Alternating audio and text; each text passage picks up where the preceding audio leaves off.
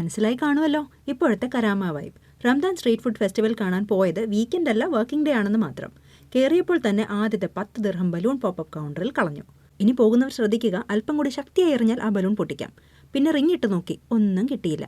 പിന്നെ ഉള്ളിലേക്ക് കടന്നപ്പോൾ ക്രോഷ്യ ചെയ്യുന്ന നേപ്പാളി വനിതകളുടെ സംരംഭം കണ്ടു. എന്തിനെല്ലാമാണ് നമ്മൾ പണം ചെലവാക്കുന്നത്? ഇവർ തുന്നിയ തൊപ്പി മുതൽ ക്രോഷ്യ ടോയ്സ് വരെ എന്തെങ്കിലും ഒന്ന് വാങ്ങിയാൽ അവർക്കും സന്തോഷം, വീടിനും അലങ്കാരം. താളമേളങ്ങൾ ഇവിടെ നിന്ന് അങ്ങോട്ട് തുടങ്ങുകയായി. ഭക്ഷണം with music.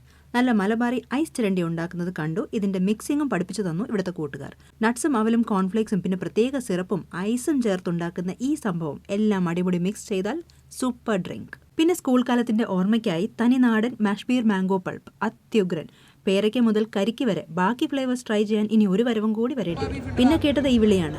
പാൽക്കപ്പ beef, pazhampori beef, ചൂട് പായസം വിളമ്പുന്ന പായസക്കട വിശപ്പിനൊരു വെല്ലുവിളിയായി. പിന്നെ കണ്ടത് ഇത്തിരിയുള്ള ഉരുളക്കിഴങ്ങിനെ പൊക്കം വെപ്പിക്കുന്ന ചടങ്ങാണ്.